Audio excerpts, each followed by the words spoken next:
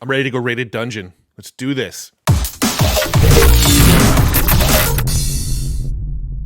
Today I'm talking about crypto raiders. So this is a new series I'm going to start doing over here on this hard fork channel called eFlow's Rabbit Holes, where I'm going to start taking you down the rabbit hole with me of some of the cool projects and games and things that I'm looking at right now. Probably going to be mostly focused on games for a while because that seems to be how hard fork media is shaping out. We're really diving deep into the world of gaming and play to earn gaming. And today I want to talk to you about a game called Crypto Raiders. Now, I first got turned on to this game because of a dude named Nat Eliason. I was following him for a while back when he used to blog and write an email newsletter about productivity and systematization, and he made really good content back then, but he went all in on the crypto world and got involved with this game called Crypto Raiders. And since I liked pretty much everything that Nat had done in the past, I figured I'd probably dig this Crypto Raider thing. You can ignore the Minecraft sword. I'm just holding it because I'm raiding a dungeon, and I'm getting in the mood to raid a dungeon and kill people with my pixel sword, or kill monsters, I guess, not people. I have no intention of killing people. So Crypto Raiders, I've started following it because of Nat. Been hearing more and more about the project on Twitter, more and more people raving about it, making some decent little side income off of their quests and their raiders going up in value. So I wanted to experiment it with myself. Now, when I first got into Crypto Raiders, what I did was I just went and I found a bare minimum character, just one that has zero stats, nothing leveled up on it. The floor right now is really about 0.1. This says 0.05, but that's just because there's this dead Crypto Raider on the floor, which nobody's probably ever going to buy. I'm not quite sure what the utility of buying a dead Crypto Raider is, but the floor is roughly about 0.1, which is what the floor roughly was when I actually bought my Crypto Raider. So the price has stayed pretty much about the same from roughly a week ago when I actually bought my Raider. Let's go ahead and click into one of these guys here and talk about the Raiders, because if you're watching this video, you might be thinking about playing Crypto Raiders and you're trying to decide what sort of Crypto Raider to buy. Now, me personally, I just wanted to get one that was bare bones, one that had no stats yet. You can see this one here has 0 of almost 3,000 raids completed. It's experience level 0, a level 1 of 8, no boosts. Pretty much everything is bare bones about this character. Nothing has actually been done with him yet, so this is a starting from scratch character. Now, this one is a generation 4. You can buy generation 1, 2, 3, or 4. The floor price goes up the earlier the generation. So the Gen 1s are the most expensive Crypto Raiders. The Gen 4 are the newest generation, so they're the least expensive. Now, the higher the generation you are, here, let me pull over their Discord here. Now, the higher the generation you are, the more bonus ARM, their in-game currency, you actually earn. So if you have a Gen 1, you're going to actually earn a 30% bonus ARM from when you go and do your dungeon raids. If you have a Gen 2, you're going to earn a 25% bonus. A Gen 3, right now, you're going to earn a 5% bonus, but that actually goes up over time as more generations get released.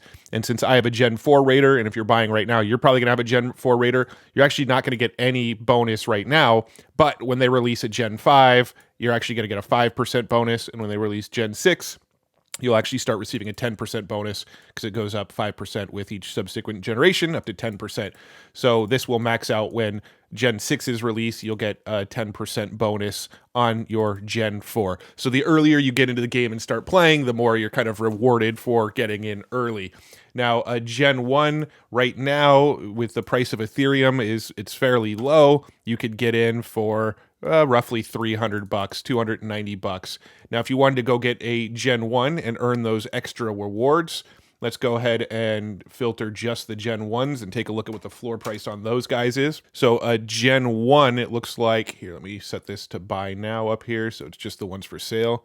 I don't even know why people list the dead raiders. I think this was just, the developers doing some testing. I don't think raiders actually die in the game in real life yet. All right, so if you want to actually get a Gen 1, the cheapest Gen 1 you could get is about $830. So roughly about 3 times more expensive to get a Gen 1. This price is actually, in my opinion, pretty good for a Gen 1 to get that extra bonus.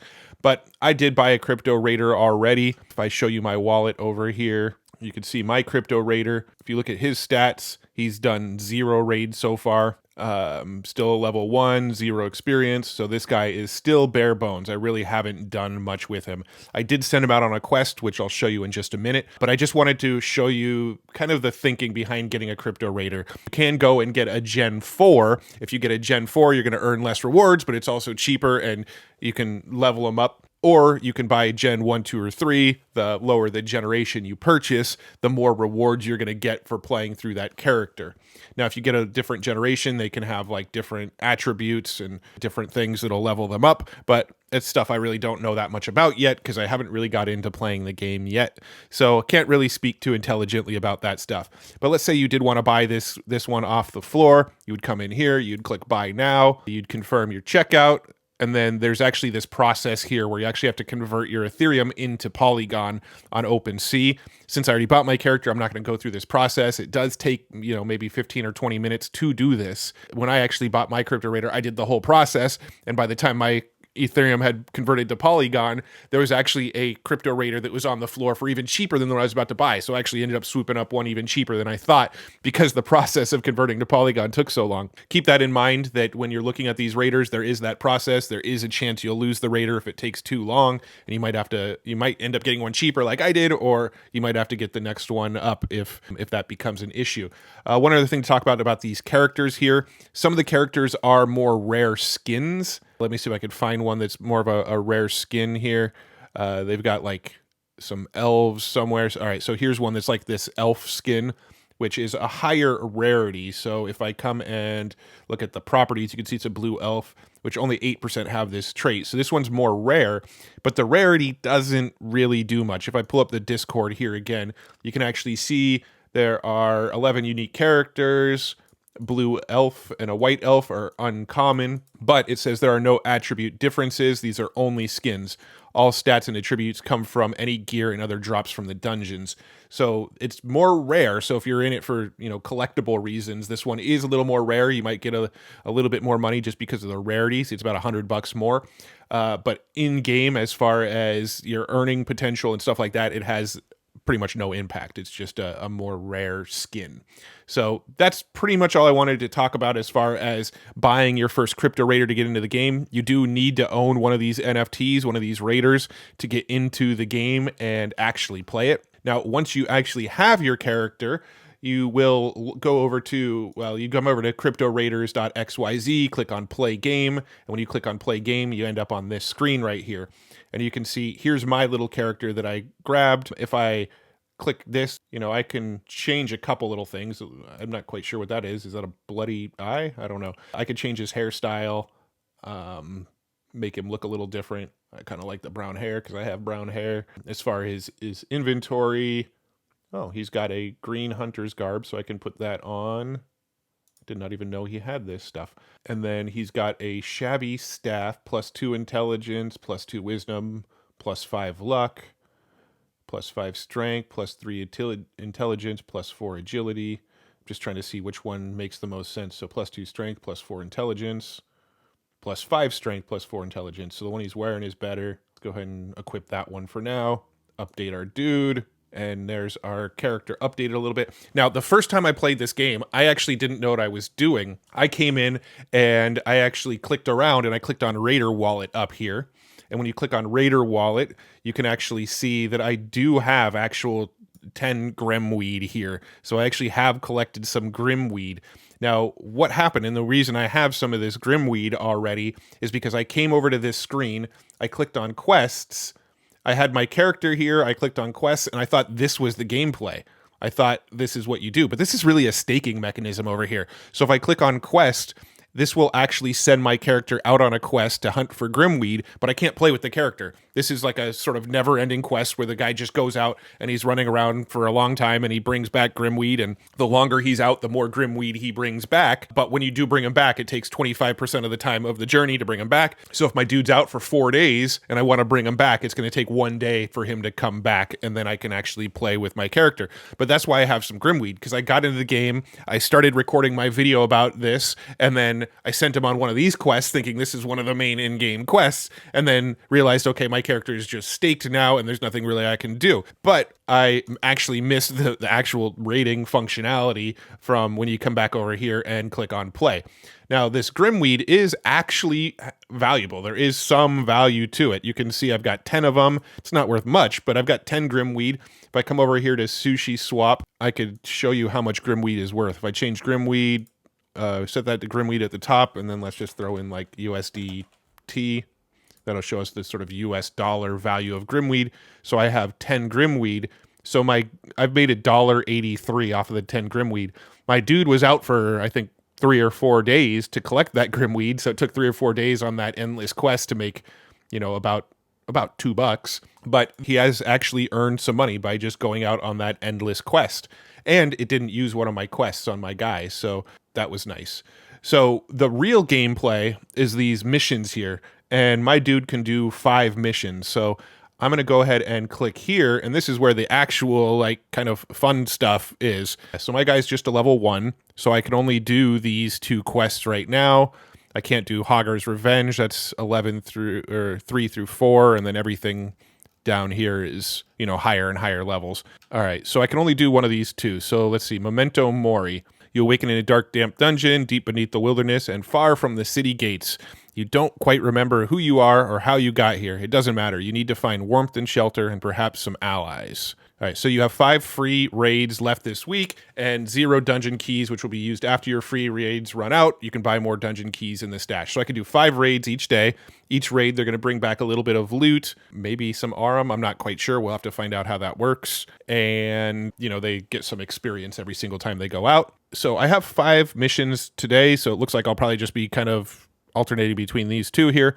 So Glimmer of Hope. How long have you been traversing the endless labyrinth? Days, weeks, months? Time flows differently here, but the air feels warmer and your hope is renewed. You need to find a weapon, as enemies will surely block your way. All right, cool. So let's just go ahead and do this first raid up here, the Memento Mori raid. You're about to run Memento Mori with new recruit level 1. Are you sure? Let's go ahead and do it, because I'm not sure. I don't know what the hell I'm doing. All right, let's do this. You awaken a dark, damp dungeon deep beneath the wilderness and far from the city gates. You don't quite remember who you are or how you got here. It doesn't matter. You need to find warmth and shelter and perhaps some allies. All right, and so the guy just kind of walks by himself. I'm actually not controlling him right now. Ow, my head. Everything hurts. Where am I? All right, so he's just kind of wandering around. Let's see what he does here. I should probably rename him from New Recruit. I'm cold. I need to find shelter, maybe some clothes. How did I get here? I want to fight something. Come on. Fight! I don't know if I actually fight yet. I might not be leveled up high enough to actually have any fights. I don't know. I don't know what I'm doing. Alright. There's got to be something useful around here. Seriously. Let's find something. Ooh, there's a chest. That's got to be useful. A chest! Let me just... 1 second. Almost got it. Unlocked! Dungeon cleared. You found Red Hunter's Garb. I earned 100 XP and 0 gold. Alrighty, I'm going to close this window. Alright, so let's close out of this tab here. I'm just going to go ahead and refresh this page here. Alright, so now it says 4 missions left. And let me see here. Let's rename this dude. I'm going to name him eFlow. He's my Genesis character. I'll let him use my main name here. Alright, so now inventory. I already had my Green Hunter's Garb with a +5 strength and a +4 intelligence. Red Hunter's Garb +2, +4. +3 strength, +2 intelligence. All right, so the one I'm wearing is still better than that one. Let's see. It doesn't look like I can do anything with stats here. All right, so I'm going to go ahead and update my character, even though I didn't actually do anything. All right, so I've got 4 missions left. Now let's go ahead and try this Glimmer of Hope mission and see what happens. Let's raid it. Let's go. Maybe I'll get to fight something this time. How long have you been traversing this endless labyrinth? Days, weeks, months. Time flows differently here, but the air feels warmer, and your hope is renewed. You need to find a weapon, as enemies will surely block your way. All right, I need to find a weapon if I ever want to get out of here alive. I got a weapon. This is a diamond sword from Minecraft. What are you going to find? Are you going to find a diamond sword? Let's see. Let's go.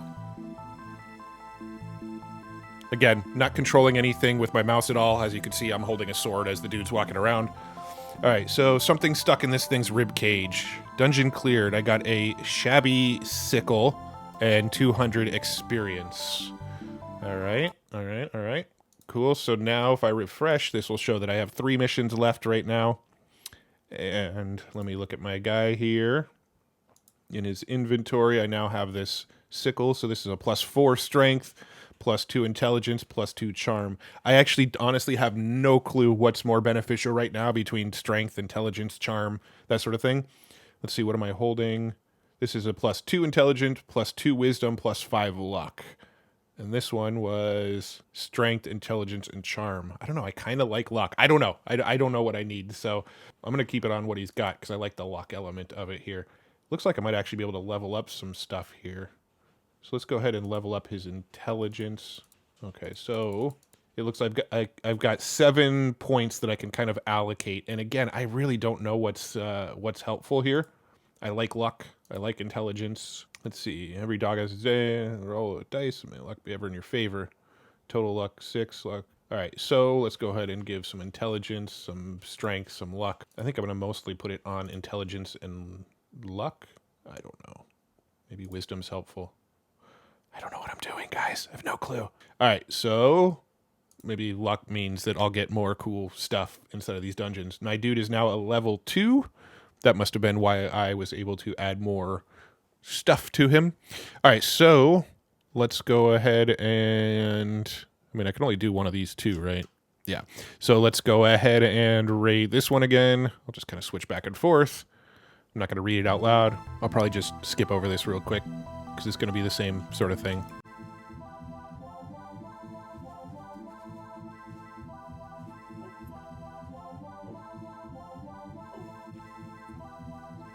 Ooh, I found a chest. All right, so I got a green hunter's garb, 100 XP, and no gold. How do you get gold in this game? Jeez. All right, so let's go ahead and refresh this screen again. Let's look at my guy. I want to see this new thing. So +2 strength, +4 intelligence. Still better off with what I got. All right, let's go ahead and run another mission. Let's do Glimmer of Hope once again. I'm just going to kind of fast forward through this one.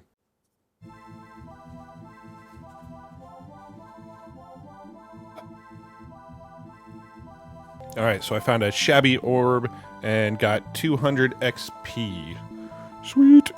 All right, so let's go ahead and refresh here. Look at my dude.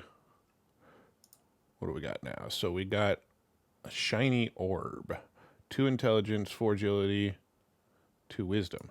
Again, I still don't know what I'm doing, but luck seems better because I'm not controlling anything. Alrighty, so let's go ahead and run my final mission, which I don't know which one to do, but I think I'd rather do this one again. So let's go ahead and rate this one again.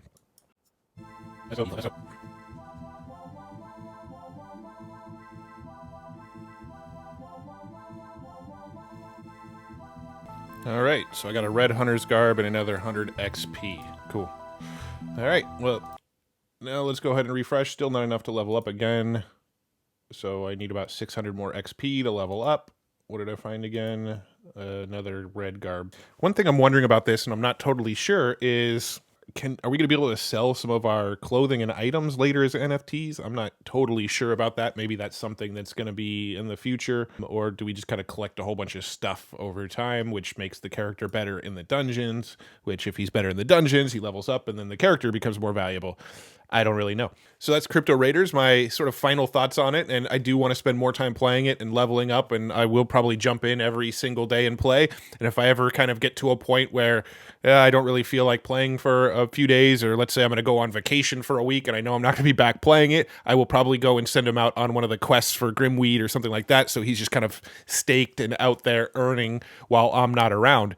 Now, I think my biggest criticism with Crypto Raiders is that there's not a lot of onboarding instructions. Like I said, the very first time I ever played through this game, I actually went to the quest screen, sent him out on a quest that just kind of keeps on going until you bring him back, and I didn't know what was happening. I'd seen other people on YouTube make videos of their character raiding dungeons, and it seemed like my character was just kind of staked and out there doing something and was going to take forever to come back.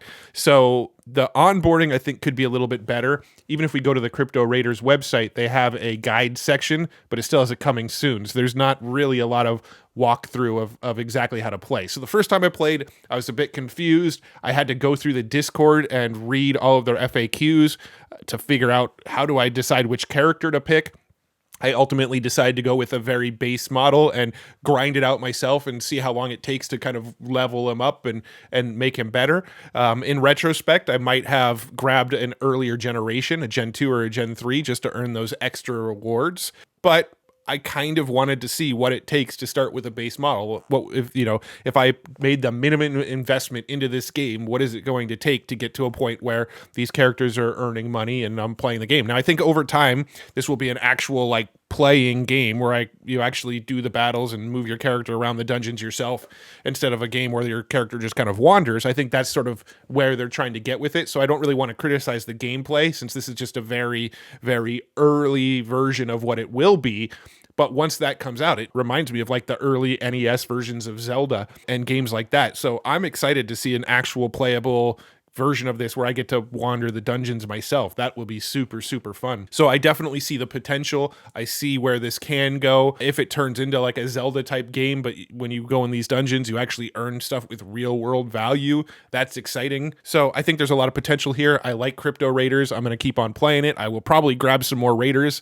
It is kind of fun to just kind of watch them raid the dungeons. Brings back those early NES Zelda kind of vibes for me. So I'm digging Crypto Raiders, and hopefully if you're thinking about playing, this little walkthrough video has helped you understand what it's all about. If you're not already, follow me over on Twitter. I am Matt R. Wolf on Twitter, and make sure you're subscribed to the Hard Fork Media channel. We're going to be doing a lot more gaming videos, a lot more interviews, and deep diving down some rabbit holes with you. So thanks again for tuning in, and I'll see you in the next video.